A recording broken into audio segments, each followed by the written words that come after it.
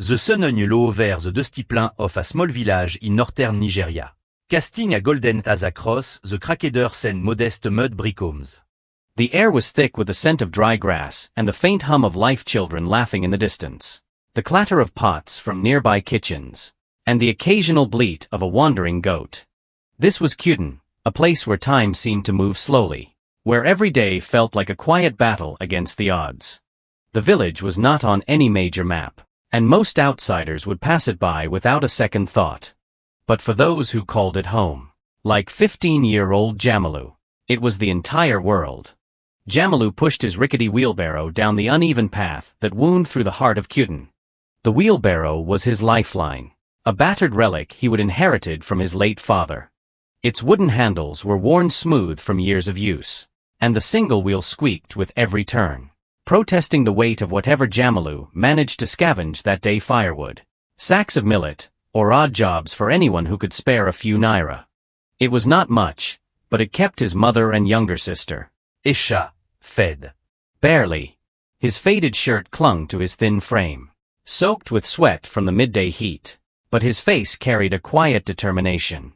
Jamilu was not the kind to complain. Complaining did not fill empty stomachs. Life in Crippled was not easy. The rains were unreliable, and the crops often withered before they could be harvested. Most families, like Jamilu's, scraped by on whatever they could grow or earn. His mother worked long hours weaving baskets to sell at the weekly market, and Aisha, only 9, helped when she was not at the small community school. Jamilu had stopped going to school 2 years ago, after his father passed. Someone had to step up, and that someone was him. He did not resent it, though. He loved his family fiercely, and every coin he earned felt like a small victory, a step toward keeping them together. Today was like any other, or so he thought. Jamilu had been up since dawn, hauling firewood for a neighbor who'd promised to pay him with a small bag of maize.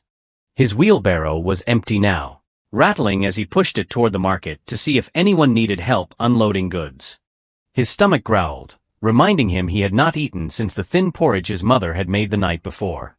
In his pocket was a single piece of bread, wrapped in a scrap of cloth, and a small plastic bottle of water he would fill at the village well. He was saving them for later, when the hunger became too much to ignore. As he rounded a bend in the path, Jamilu noticed something unusual. An elderly woman stood by the side of the road, leaning heavily on a gnarled walking stick. She was dressed in a simple, faded wrapper and headscarf, the kind of clothes you would see on any grandmother in Crippled. But there was something off about her. Her shoulders were slumped, and her eyes darted around, confused, as if she did not know where she was.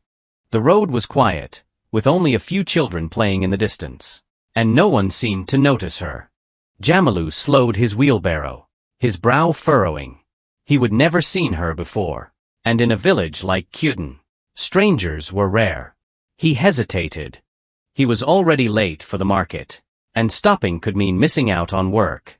But the woman looked frail, her steps unsteady as she took a few paces forward, then stopped, clutching her stick tighter. Jamilu glanced at his wheelbarrow, then back at her. His mother's voice echoed in his mind. "Help where you can, Jamilu. It is what makes us human." With a sigh, he parked the wheelbarrow against a nearby tree and approached her. "Good afternoon, Mama," he said softly, using the respectful term for an elder. "Are you okay? You look lost." The woman turned slowly, her eyes meeting his.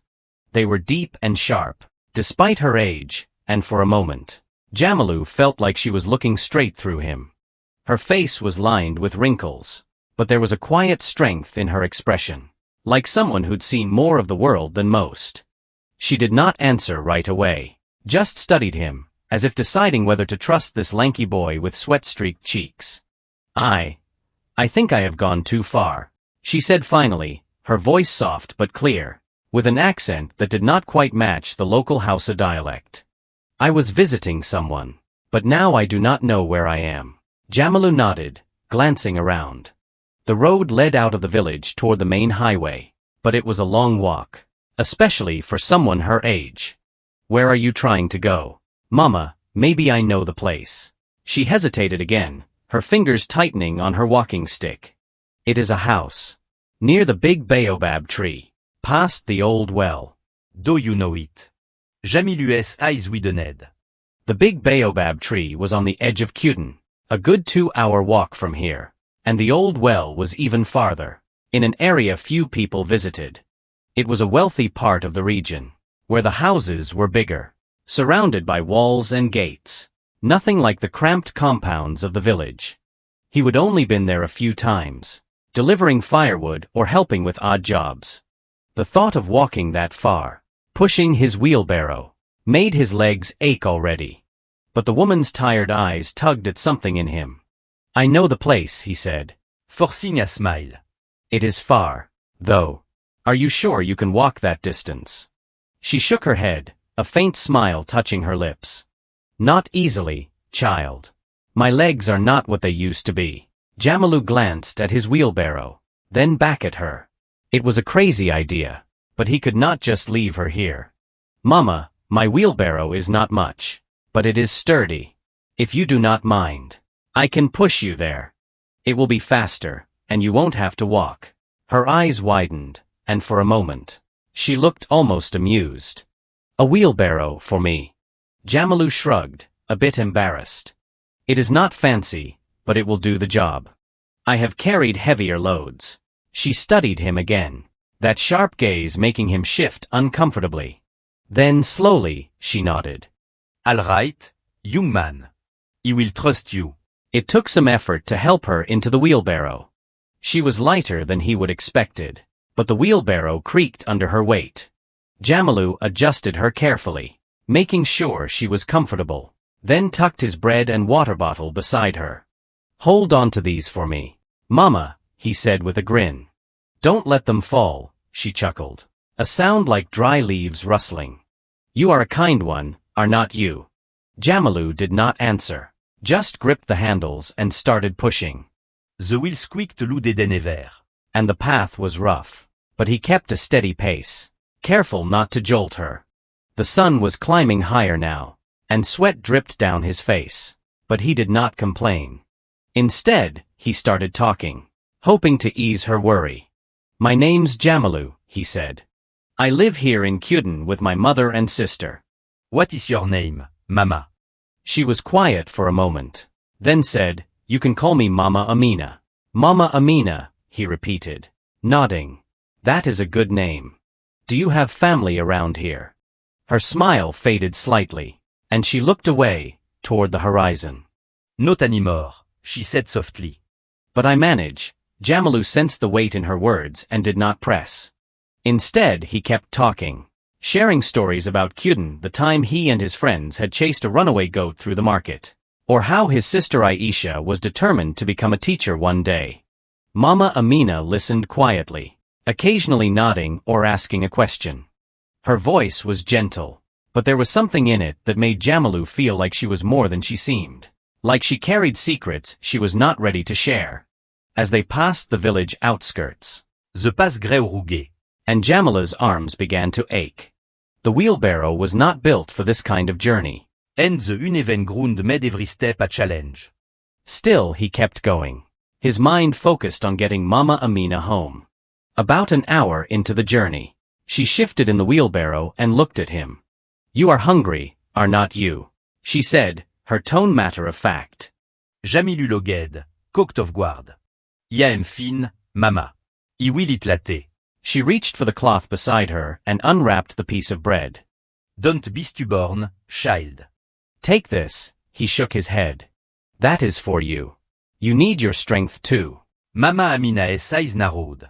But there was a warmth in them. We will share it, then. Reluctantly, Jamilu agreed. They stopped under the shade of a small tree, and he broke the bread in half, handing her the larger piece. She took it with a nod, and they ate in silence, washing it down with sips of water from his bottle. It was not much, but it felt like a moment of connection, two strangers sharing what little they had. As they continued, the landscape began to change. The dusty pass of Cudengev were too smoother road, lined with greener fields and the occasional walled compound. Jamila's curiosity grew. Mama Amina had said she lived near the big baobab tree. But that area was home to people with money, people who did not walk alone on dusty roads or ride in wheelbarrows. He glanced at her faded wrapper and weathered stick. She did not look like someone who belonged in a place like that. But then again, looks could be deceiving.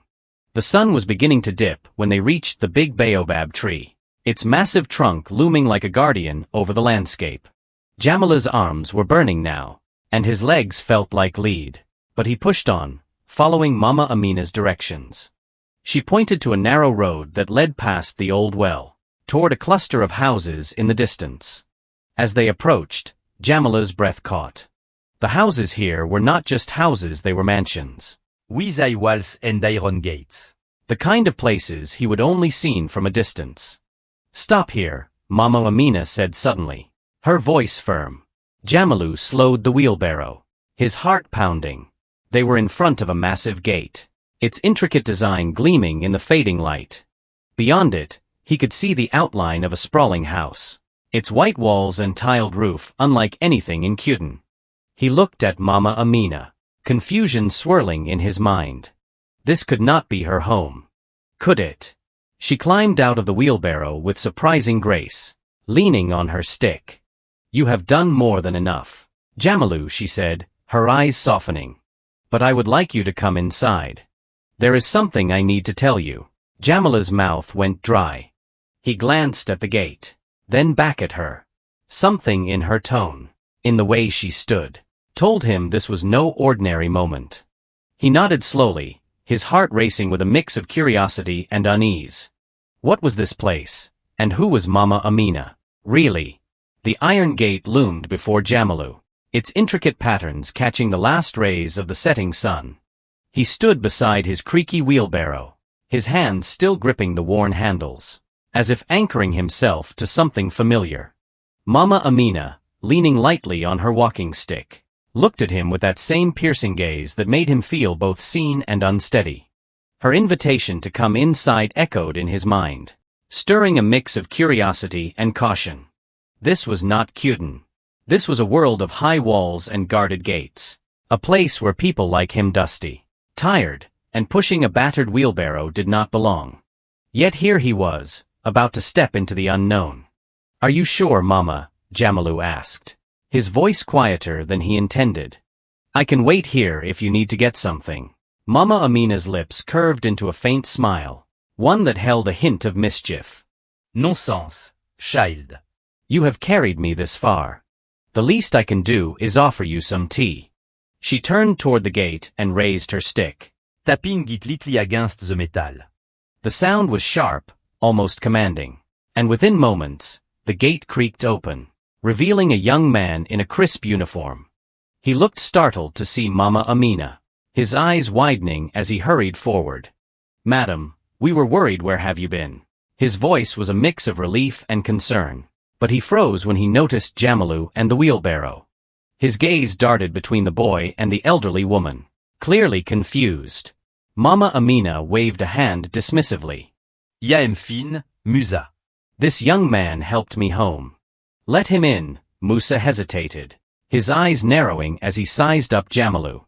The boy shifted uncomfortably, aware of his dusty clothes and the squeaky wheelbarrow that looked so out of place. But Musa said nothing, stepping aside to let them pass. Jamilu pushed the wheelbarrow forward, the wheel groaning against the smooth stone path that led into the compound. His breath caught as he took in the sight before him. The house, no, the mansion was unlike anything he would ever seen up close. It stretched wide, its white walls gleaming under the soft glow of lanterns that lined the path. Tall windows reflected the fading light. And a garden of vibrant flowers and neatly trimmed shrubs surrounded the entrance. A fountain bubbled in the center of the courtyard, the sound of water mingling with the evening breeze. Jamila's heart thudded. This was not just a house. It was a palace, the kind of place he would only heard about in stories or seen in the grainy TV shows at the village shop. Mama Amina walked red. Her steps slow but steady, as if she belonged here. Jamilu followed, pushing the wheelbarrow carefully, half expecting someone to stop him and demand to know why a village boy was trespassing in such a place. But no one did. The few workers they passed gardeners tending to the flowers. A woman sweeping the porch glanced at him curiously, but said nothing. Mama Amina led him to a shaded veranda, where a small wooden table and 2 chairs waited. She gestured for him to sit. Park your wheelbarrow there, She said, pointing to a corner of the veranda. And do not worry. no one will touch it. Jamilu did as she asked, his hands lingering on the handles for a moment longer before he sat down. The chair felt too soft, too clean, and he perched on the edge, afraid to dirty it. Mama Amina settled across from him, her walking stick resting against the table. She looked at him with that same quiet intensity, and Jamilu could not shake the feeling that she was studying him, weighing something he could not quite grasp. You are a long way from home, Jamilu, she said, her voice gentle but probing. Why did you help me? You could have kept going to the market. Most would have, Jamilu shrugged, his cheeks warming. You looked like you needed help. Mama. That is all.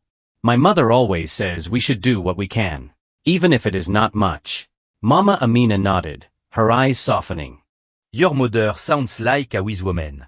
She is, Jamilu said, a small smile tugging at his lips. She works hard. So does my sister. Isha. We all do what we can to get by. Before Mama Amina could respond, a young woman appeared with a tray, setting down a teapot, 2 cups, and a plate of biscuits.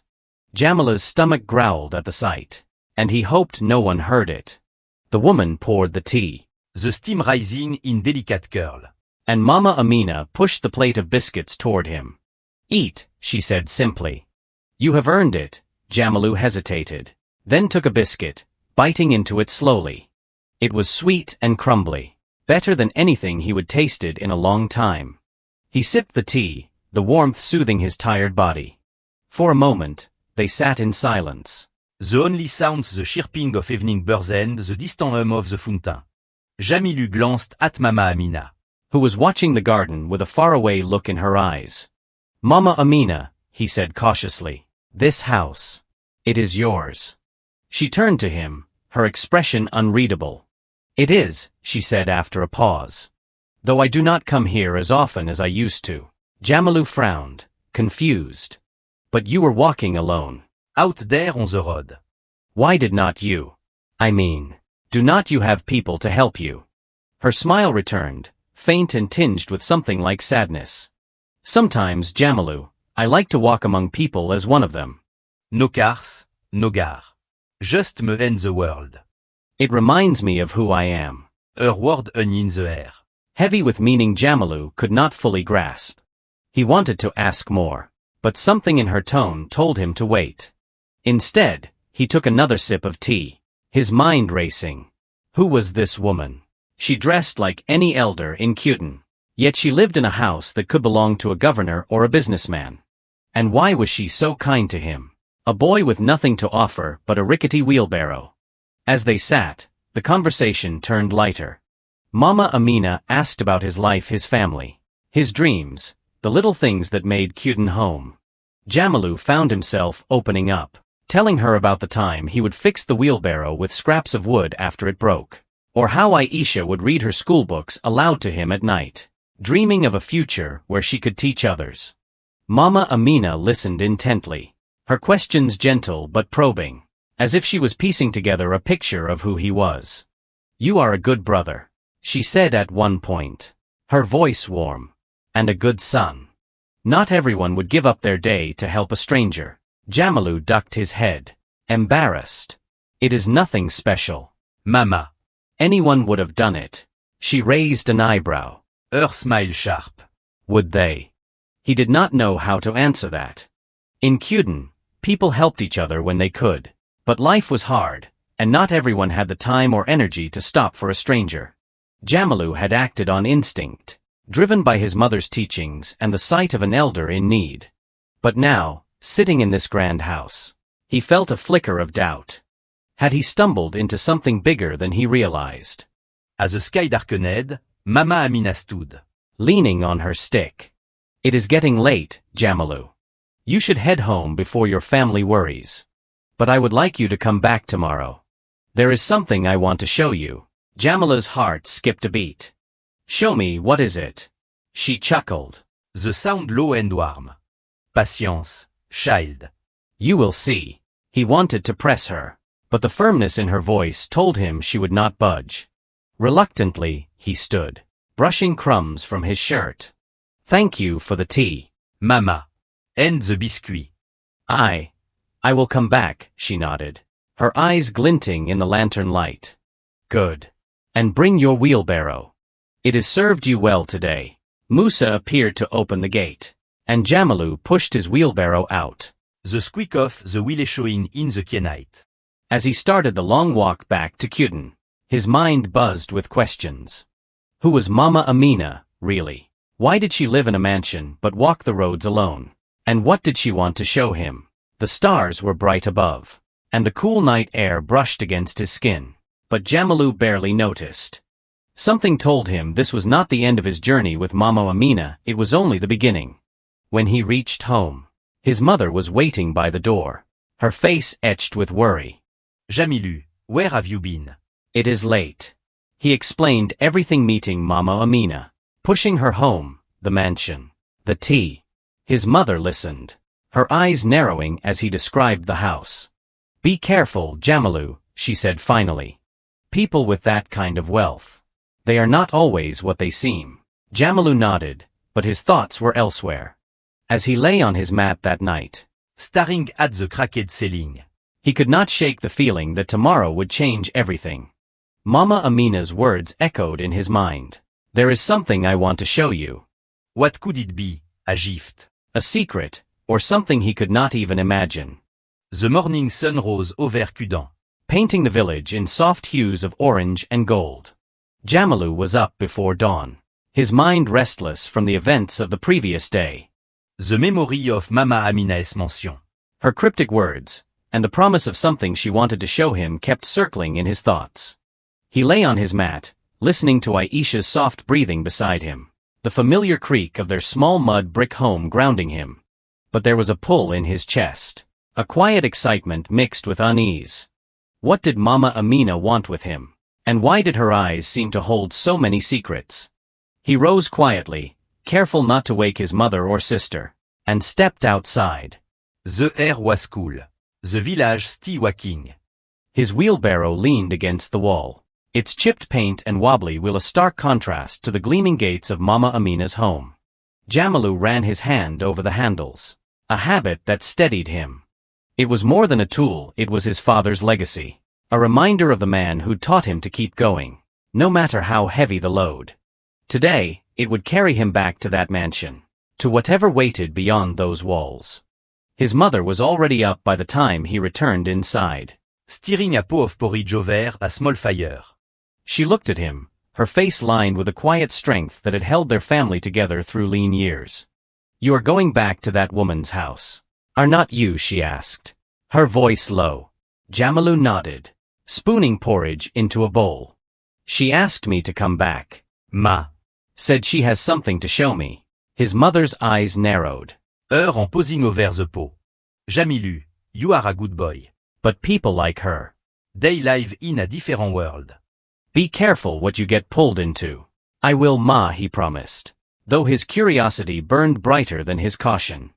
He ate quickly, saving a portion for Aisha, then grabbed his water bottle and headed out, the wheelbarrow squeaking behind him. The path to Mama Amina's felt shorter this time, his steps lighter despite the familiar ache in his legs. The village gave way to greener fields. Then the smoother roads of the wealthy district, where the air seemed cleaner. The sounds softer. When he reached the iron gate, Musa was there, as if expecting him. The guard's expression was less suspicious today, though he still eyed the wheelbarrow with a raised brow. She is waiting for you, he said, swinging the gate open. Jamilu pushed forward, his heart thumping. The mansion looked even grander in the morning light, its white walls glowing against the lush garden. He parked the wheelbarrow near the veranda, where Mama Amina sat in a cushioned chair, a shawl draped over her shoulders. She looked friendlier in the daylight, but her eyes were as sharp as ever. Jamilu, she said, her voice warm. You came, you asked me to. Mama, he replied, managing a small smile. I keep my promises, she chuckled, gesturing to the chair across from her. Sit. We have much to talk about. He sat, feeling the same unease as before, the chair too soft, the setting too grand. A tray of tea and fresh bread appeared, brought by the same young woman from yesterday. Jamilu took a piece of bread, grateful but cautious, his eyes flicking to Mama Amina. She sipped her tea slowly, watching him over the rim of her cup. You are wondering about this place, she said, her tone conversational but pointed. And about me, Jamilu nodded, his throat tight. It is different from Cuden. And you do not seem like someone who'd be walking alone on a dusty road. Her smile was faint, almost wistful. I was not always here. Jamilu. I grew up not far from a place like Cuden, in a village where we shared what little we had. Life changes, though. Sometimes in ways you do not expect. He wanted to ask more, but she shifted the conversation, asking about his morning, his family, the wheelbarrow that had carried her home. Jamilu found himself talking easily, the words spilling out as they had yesterday. He told her about Aisha's dream to become a teacher, how she would read her schoolbooks to him by candlelight, her small voice full of hope. He spoke of his mother's tireless hands, Weaving basket let into the night. Mama Amina listened, her face softening, her questions gentle but probing, as if she was searching for something in his words. After a while, she stood, leaning on her stick. Come with me, Jamilu. It is time I showed you something. He followed her through the mansion, his worn sandals silent on the polished floors. The hallways were lined with framed photographs and intricate tapestries, glimpses of a life he could barely imagine. They passed rooms filled with books, gleaming furniture, and windows that looked out on gardens that seemed to stretch forever. Jamila's eyes darted everywhere, taking it all in, but he stayed close to Mama Amina, her slow steps guiding him. She led him to a small room at the back of the house, its walls lined with shelves of books and papers. A large desk sat in the center, cluttered with folders and a single framed photograph. Mama Amina picked up the photograph and handed it to him. It showed a younger woman, dressed in a flowing gown, Standing busy da manina sui. They were smiling, their hands clasped, a city skyline behind them. Jamilu looked closer, recognizing the sharpness in the woman's eyes. It was Mama Amina, decades younger, radiant and confident. That was a long time ago, she said, her voice soft. Before I learned what really matters. Jamilu said the photographe down. His mind racing. Who are you? Mama, really? She did not answer right away. Instead, she opened a drawer and pulled out a small, leather-bound book, its pages yellowed with age. This, she said, is what I wanted to show you.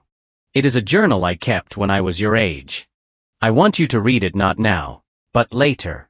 It will tell you more about who I am than I can explain in one morning. He took the book, its weight heavy in his hands. Why me? He asked, his voice barely above a whisper. I am just A boy from Cuden. Mama Amina's eyes softened, and she placed a hand on his shoulder.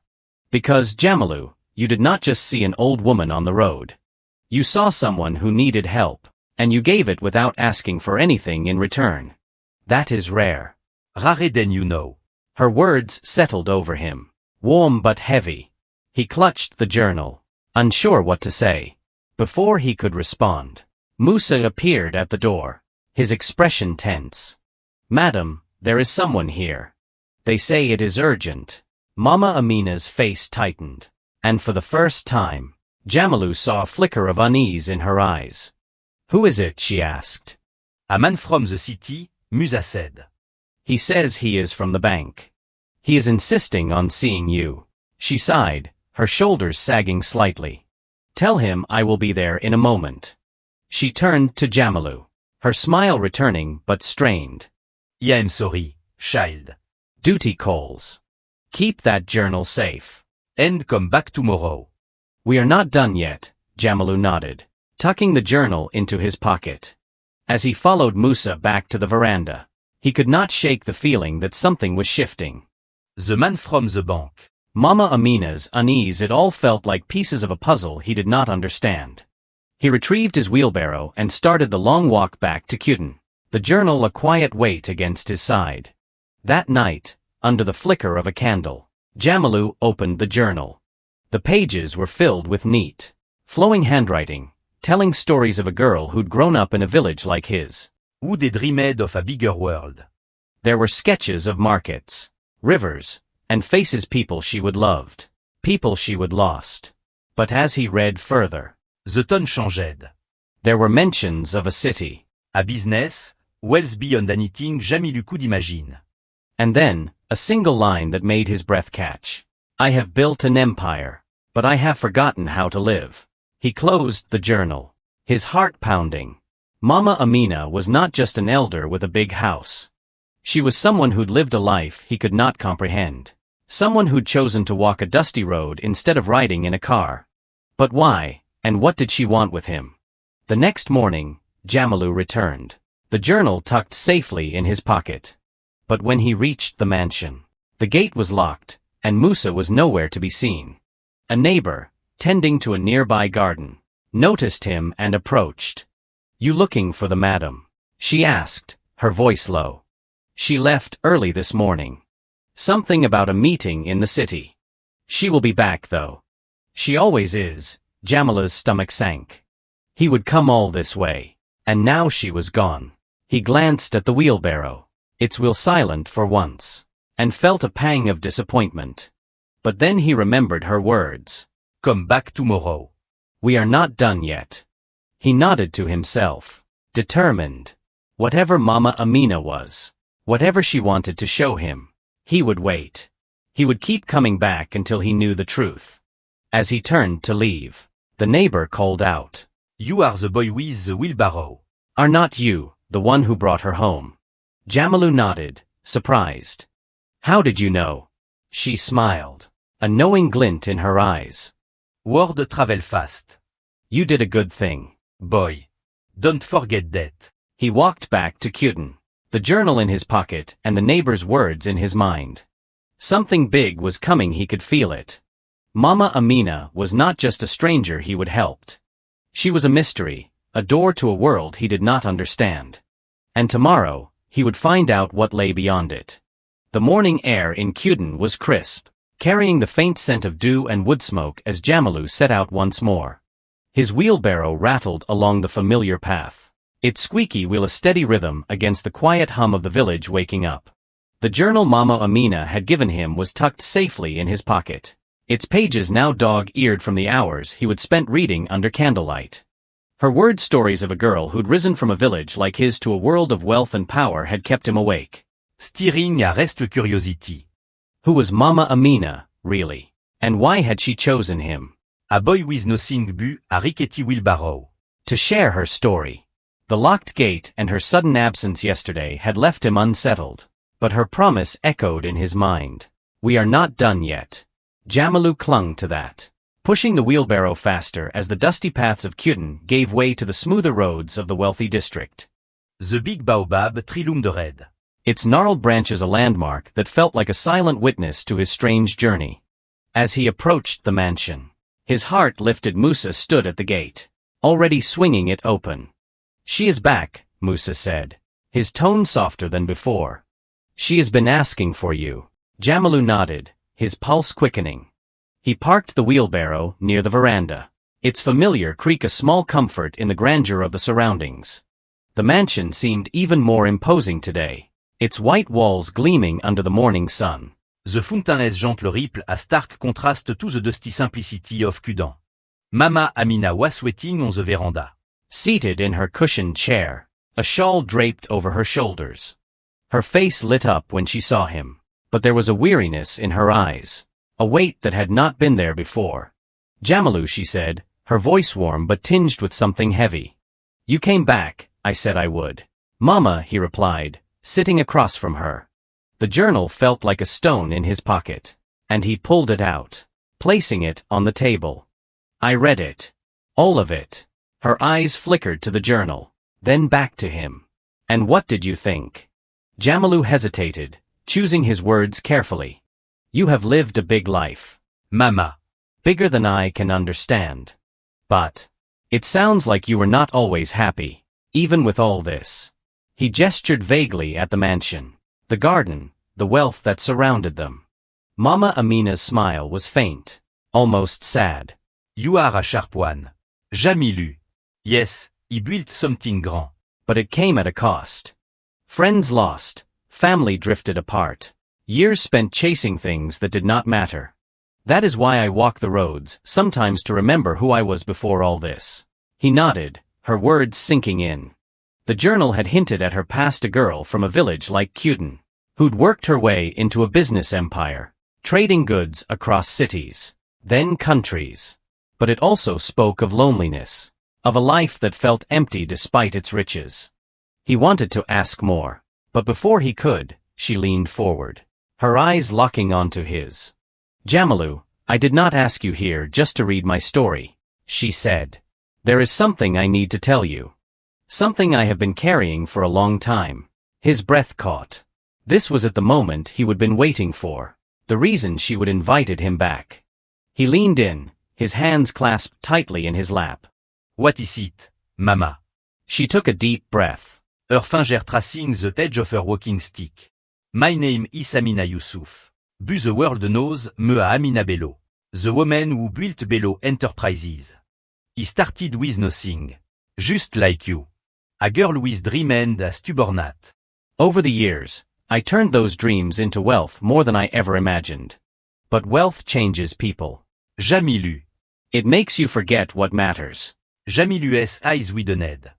Bello Enterprises, even in Cuden. He would heard the name, a company that owned markets, factories, even schools across Nigeria.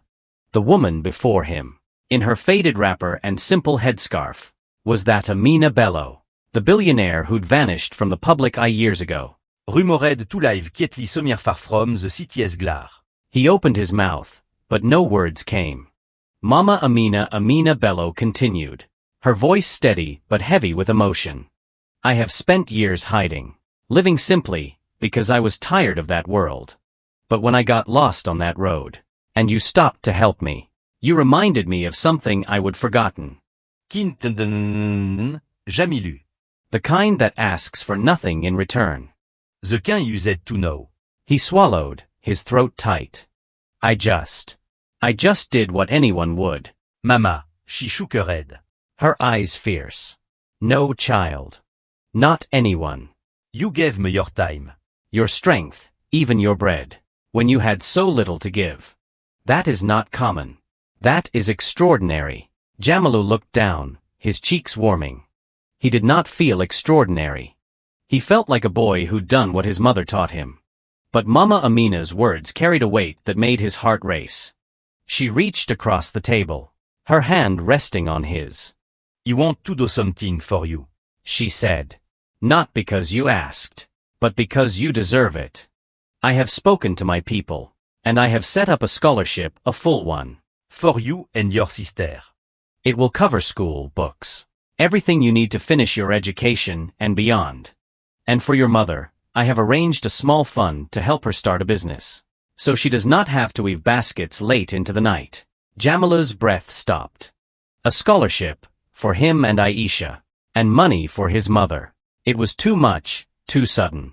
His mind spun, trying to grasp it. Mama. I can't. That is too much. It is not, she said firmly. It is what is right. And there is one more thing.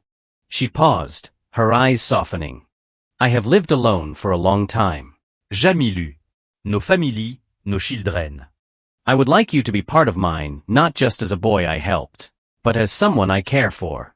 Like a grandson, his eyes stung, and he blinked hard, trying to keep the tears at bay. A grandson, to a woman like Amina Bello. It felt like a dream, one he did not dare believe. Why me, et whispered. Echoing the question he would asked before. Because you are good, she said simply. And the world needs more people like you. The rest of the morning passed in a blur. Mama Amina explained the details. The scholarship papers were already being prepared, and a representative would visit his mother to discuss the fund. She insisted he take the journal home, saying it was his now, a piece of her story to keep. As he left, pushing his wheelbarrow through the gate, Musa gave him a nod, almost respectful. Jamilu barely noticed. His mind was too full, his heart too heavy with gratitude and disbelief. When he reached home, he told his mother everything. She listened in silence, her eyes wide, then pulled him into a tight embrace. "You did good, Jamilu," she whispered. "You did good." That night, Aisha read the journal aloud, her voice bright with excitement. She dreamed of the school she would attend, the books she would read, the teacher she would become.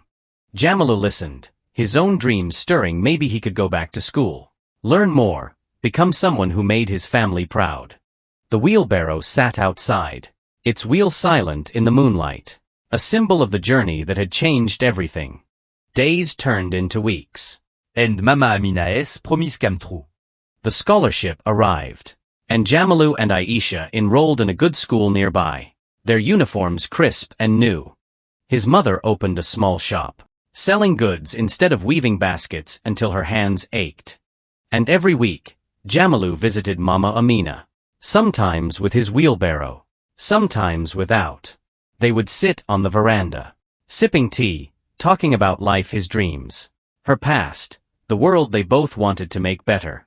One day, as they sat together, Mama Amina looked at him, Her eyes bright. "You know, Jamilu, I was lost that day, not just on the road, but in my heart. You did not just bring me home. You reminded me who I am." Jamilu smiled, his heart full. "And you gave me a future, Mama." "That is more than I ever dreamed." The story of the boy with the wheelbarrow spread through Cudan. Then beyond, a tale of kindness that sparked hope in those who heard it. It was not about the money or the mansion. It was about a boy who stopped for an elder, who shared his bread, who pushed a creaky wheelbarrow down a dusty road. And in doing so, he found a family, a future, and a truth that would stay with him forever. Kindness, given freely, could change a life, maybe even the world. The dry season had settled over Cudan, dusting the village in a fine layer of red earth that clung to everything: rooftops, clothes, even the leaves of the sparse trees. But for Jamilu, the world felt brighter, as if the sun itself had taken notice of the change in his life. Months had passed since that fateful day when he would push Mama Amina home in his rickety wheelbarrow, and the echoes of that act still rippled through his days, shaping a future he would never dare to dream. Jamilu, now 16, walked to school each morning with Aisha, their new uniforms crisp against the dusty paths. The scholarship from Mama Amina Bello, as he now knew her, had opened doors he had not known existed. The school was a 30-minute walk from Cudan, in a neighboring town where the buildings were sturdier, the classrooms filled with books and chalkboards that did not crack. Jamilu carried a backpack now. Not just his wheelbarrow, stuffed with notebooks and pencils that still felt like treasures. Aisha, at 10, skipped beside him, her chatter about history lessons and math problems filling the air. She was thriving, her dream of becoming a teacher no longer a distant hope but a path she was walking with confidence. Their mother's shop had changed everything for the family. The small fund from Mama Amina had turned her basket weaving into a proper business. A modeste store at the edge of Cudan's market. She sold grains, cloth, and household goods now, her hands no longer calloused from late-night weaving. The shop was not grand, but it was enough to keep food on the table, enough to let her smile without the weight of worry. Jamilu saw it in her eyes. The pride of a woman who de carrière family through hardship and now saw a brick their horizon. But it was not just his family that had changed. The story of Jamilu and the wheelbarrow had spread through Cudan like wildfire, whispered in the market, shared over tea, told to children as a bedtime tale.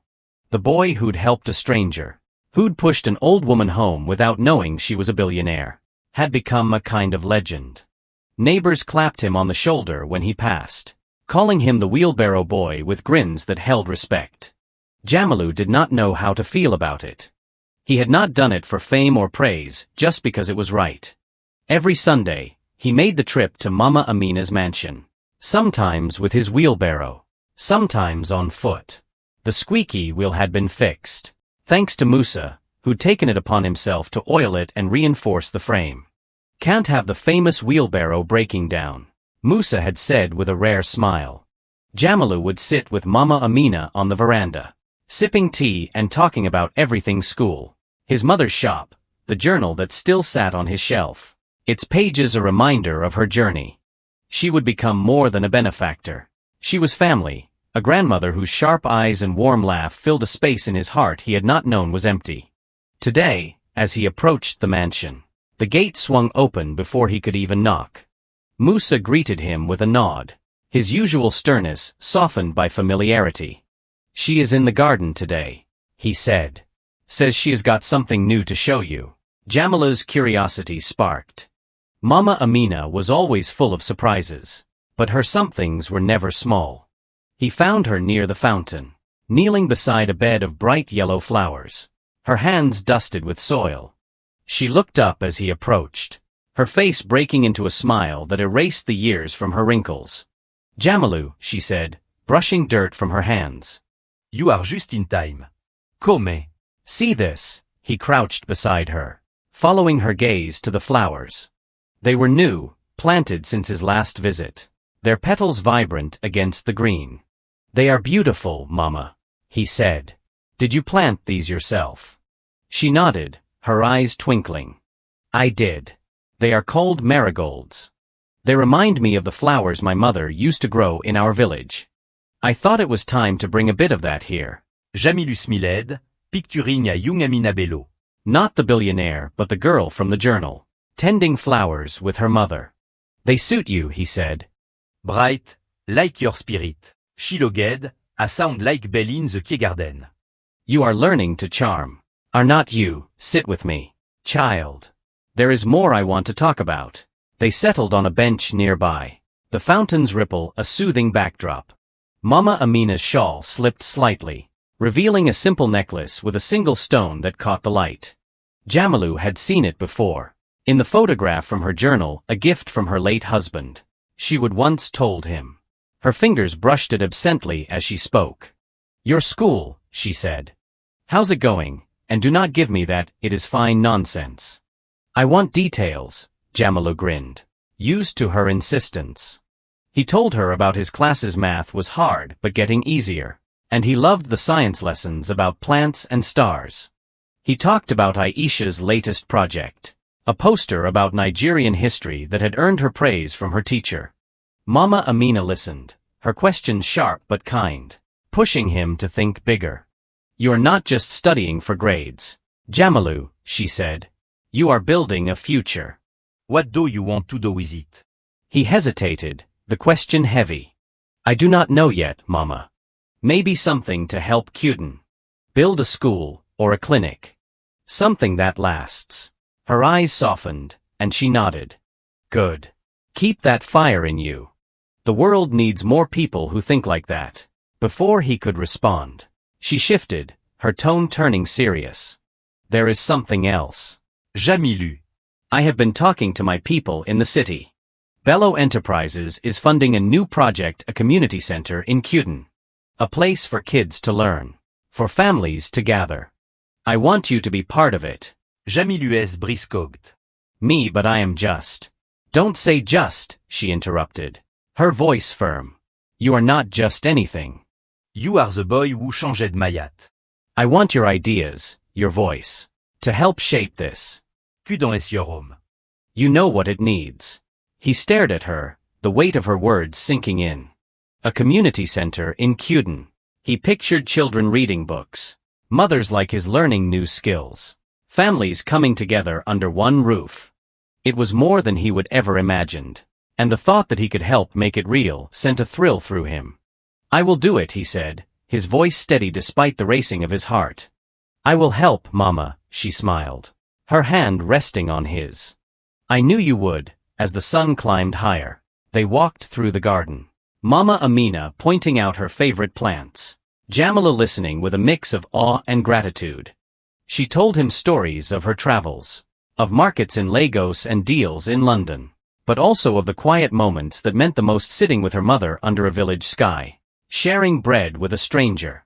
Jamilu realized that, despite her wealth, It was those moments that defined her, just as his wheelbarrow defined him. When it was time to leave, Mama Amina walked him to the gate, her stick tapping lightly on the stone path. "You have given me more than you know, Jamalu," she said. Not just a ridome. But a reminder of what matters. "Keep being you," he nodded, his throat tight. And you keep being you. Mama. Cudan lu qui tu as vu. As he pushed his wheelbarrow back to Cuten, the familiar squeak now a comforting song, Jamalu felt the world shift beneath him. The community center was a dream taking shape, and he was part of it. His family was stronger, his sister's future bright, and he had a grandmother who saw something in him he was only beginning to see in himself. Months later, the community center opened, a modest building with clean walls and a roof that did not leak. Jamalu stood at the ribbon cutting, Aisha beaming beside him, their mother's eyes shining with pride. Mama Amina was there, her wrapper simple but her presence commanding, as villagers gathered to celebrate. Children ran through the new library, their laughter echoing, while elders shared tea in the meeting room. Jamila's suggestion, a small garden like Mama Amina's, bloomed at the entrance.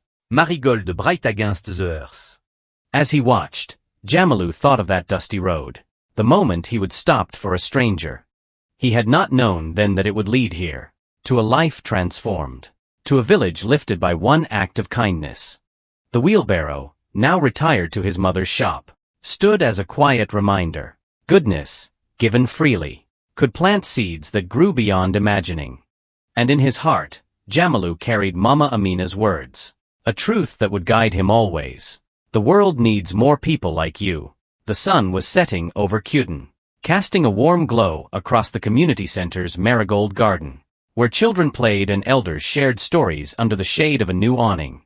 Jamilu, now approaching 17, stood at the edge of the garden, watching the scene with a quiet pride. The center had become the heart of the village, a place where dreams took root, children learning to read, women like his mother learning new trades, and young men like him daring to imagine futures beyond the dusty paths they would always known. His wheelbarrow, now a relic displayed in the center's entrance, was a symbol of what a single act of kindness could spark. Life had changed in ways Jamalu still struggled to grasp. School was a challenge, but one he welcomed, his mind soaking up lessons in science, history, and literature. Aisha, now 11, was a star in her class, her teachers predicting she would go far, maybe even to university. Their mother's shop thrived, its shelves stocked with goods that drew customers from neighboring villages. And Mama Amina, or Amina Bello as the world knew her, remained a constant presence. Her Sunday teas on the mansion's veranda, a ritual Jamalu cherished. She was more than a benefactor, now she was family, her wisdom and laughter a guiding light. But change, even good change, brought new challenges. A Jamilu walked home from the community center, his backpack heavy with books. He felt a familiar unease. The village was proud of him, but not everyone saw his story as inspiration. Some whispered that he would gotten lucky, that his connection to Mama Amina was a fluke, not a reflection of his worth. Others, especially a few older boys who'd once been his friends, looked at him with envy, their words sharp when they thought he could not hear. "Wheelbarrow boy thinks he is big now," one had said at the market. loud enough for Jamilu to catch. He would brushed it off, but the sting lingered. Tonight, though, something else weighed on him. Mama Amina had called earlier, asking him to come to the mansion tomorrow, not for tea, but for a meeting. "Bring your ideas, Jamalu," she would said, her voice carrying that familiar mix of warmth and purpose. "We have work to do." He would agreed, but the vagueness of her words left him restless. What kind of work, and why did she sound so urgent? The next morning, Jamalu set out early, the familiar path to the mansion now as much a part of him as Cuten's dusty streets. He did not bring the wheelbarrow today, opting instead for a notebook where he would jotted down thoughts about the community center ideas for a computer lab, a small clinic, maybe even a sports field for the kids. The gate swung open as he approached, Musa greeting him with a nod that had become almost friendly. "She is in the study," he said. "And she is not alone." Jamila's curiosity spiked as he entered the mansion. The polished floors and tapestried walls no longer as daunting as they would once been. The study was at the back. The same room where Mama Amina had given him her journal. She sat at the desk, her shawl draped over her shoulders. But this time, two others were with her, a man in a sharp suit and a woman with a clipboard, both looking like they belonged in a city boardroom. Not Cuden's orbit. Mama Amina's face lit up when she saw him, but there was a tension in her eyes. A shadow he had not seen before. "Jamilu, come in," she said, gesturing to a chair. "This is Mr. Adebayo from Bello Enterprises. And Ms. Fatima, who manages our community projects. We have something important to discuss." Jamilu sat, his notebook clutched in his hands. Feeling suddenly small under the gaze of the two strangers. Mr. Adebayo adjusted his glasses. His expression neutral but assessing. "We have heard a lot about you, Jamilu," he said. "Madame Bello speaks highly of your initiative." Jamilu glanced at Mama Amina, who gave him an encouraging nod. "Thank you, sir," he said, his voice steadier than he felt. "What is this about?" Mama Amina leaned forward, her hands folded on the desk. "The community center in Cuden is doing well, better than I expected. It has caught the attention of people in the city. People who want to replicate it in other villages. But there is a problem. Some of my advisors," she glanced at Mr. Adebayo, her tone sharpening slightly, "think Cuden's success is a one-off. They want to bring in outside experts to run the new centers. People with degrees and experience. I disagree. I think the heart of Cuden Center is its people like you." Jamila's heart raced. "Me, but I am just." "Don't," she interrupted, her eyes fierce. "You are not just anything. You know Cuden. You know what it needs. What its people dream of. I want you to help lead this expansion. To show them that someone from a village, someone who started with nothing but a wheelbarrow, can make a difference." Mr. Adebayo cleared his throat, his tone measured. "With respect, Madame Bello, Jamilu Isyung. He is still in school. Leading a project of this scale requires expertise training. Management skill, ressources." Mama Amina's gaze did not waver. "And he will learn. He has already proven he can do more than most. Give him a chance, and he will surprise you." Jamilu's mind spun. Led a project. He thought of the whispers in Cuden, the doubts that had crept into his own heart. Could he do this? He looked at Mama Amina, her belief in him a steady anchor. "What would I have to do?" he asked, his voice quiet but firm. Ms. Fatima spoke up, flipping through her clipboard. "You would work with us to design the new centers, choose locations, plan programs, involve the communities. You would train with our team in Lagos for a few weeks. Learn the ropes. It is not easy. But Madame Bello thinks you are up to it." Jamilu nodded slowly, the weight of the opportunity settling over him. Lagos. Training. Leading. It was a world away from pushing a wheelbarrow. But the fire in Mama Amina's eyes told him she saw something in him he was only beginning to see himself. "I will do it," he said, the words coming before he could second-guess them. "If you think I can, Mama." "I will try," she smiled. A mix of pride and relief. "That is my boy." The meeting stretched on, with Mr. Adebayo outlining logistics and Ms. Fatima sharing plans for the first new center. Jamilu listened, scribbling notes. His initial nerves giving way to a quiet determination. By the time he left, the sun was high, and his notebook was full of ideas, ways to make the centers places where villages could thrive. Not juste survive. Back in Cuden. The news spread quickly. His mother was cautious but proud. Her warnings about city people tempered by her trust in Mama Amina. Aisha was thrilled, already planning to visit him in Lagos. But not everyone was happy. At the market, Jamilu overheard the same older boys, their voices sharp with resentment. "He is leaving us behind." One muttered. "Thinks he is too good for Cuden now." The words cut, but Jamilu kept walking, his head high. He was not leaving Cuden, he was carrying it with him, determined to make it better. That night, he sat with Aisha, helping her with her homework, her laughter easing the sting of the day.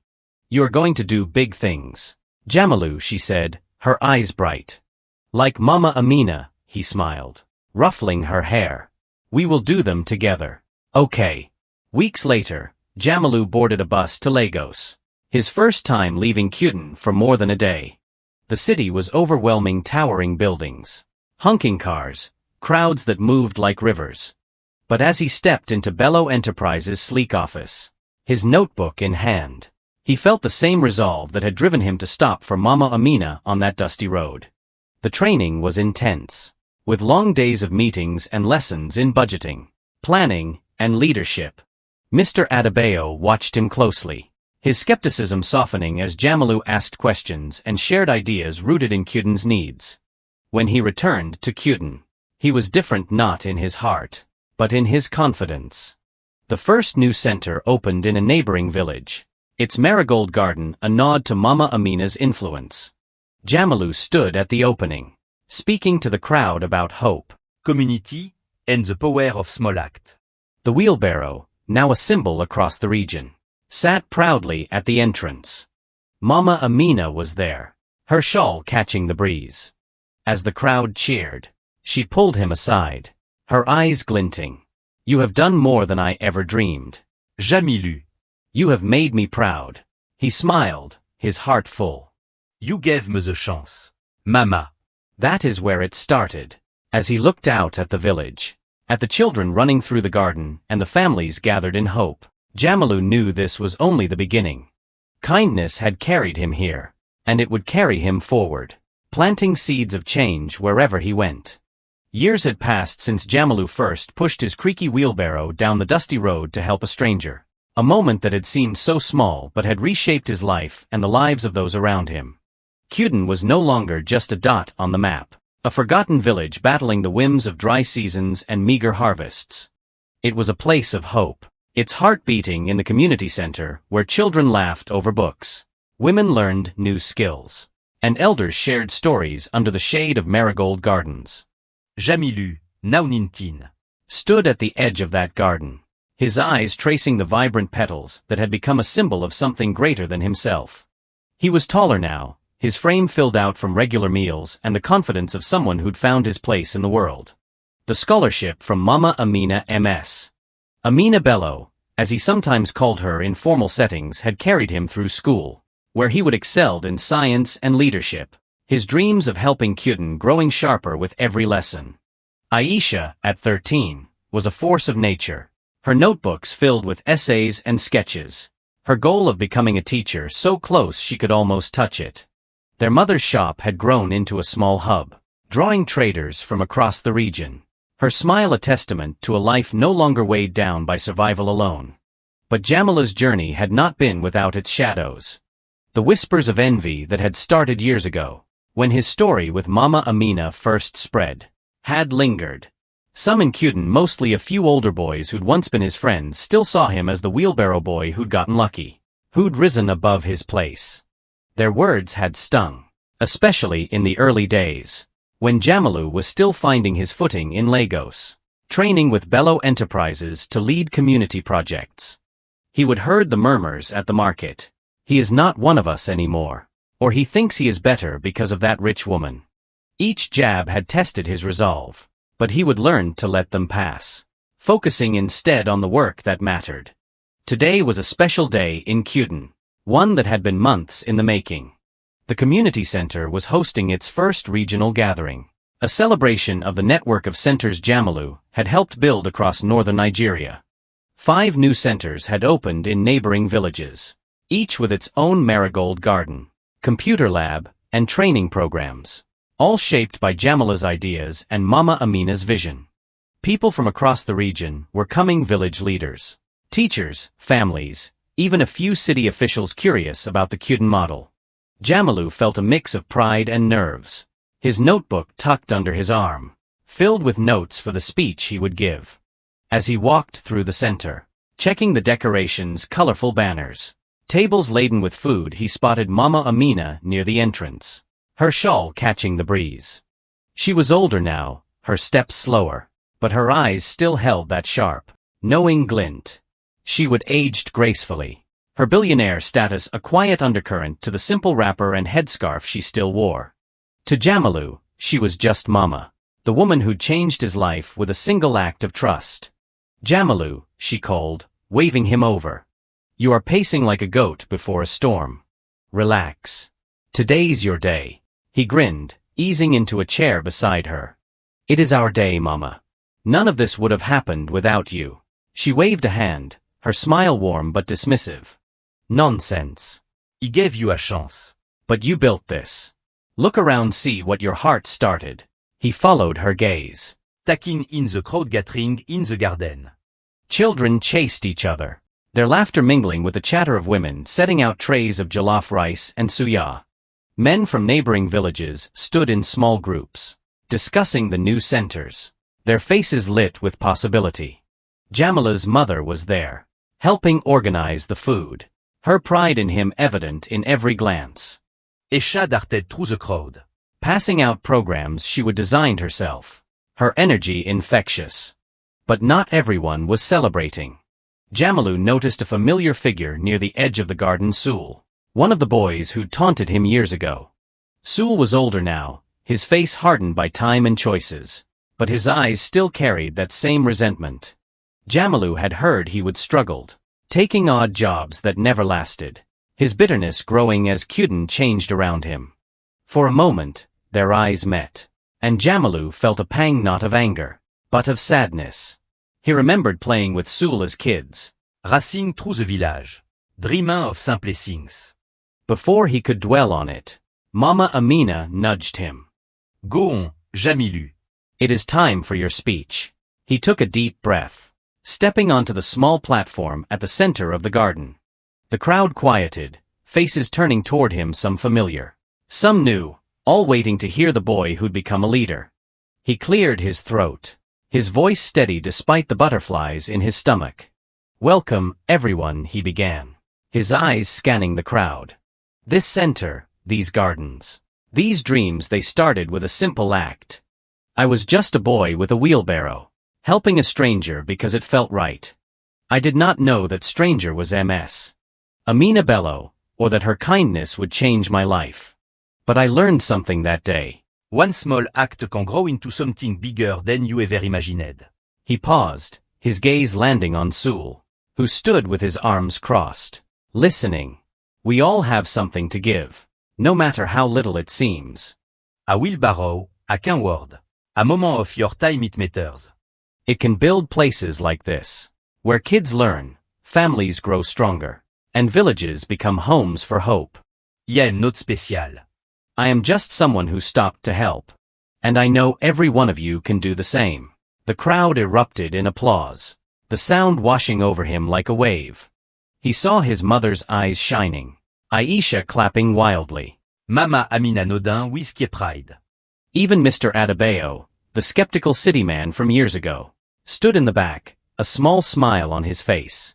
But Jamila's eyes kept drifting to Sul, who had not clapped but had not turned away either.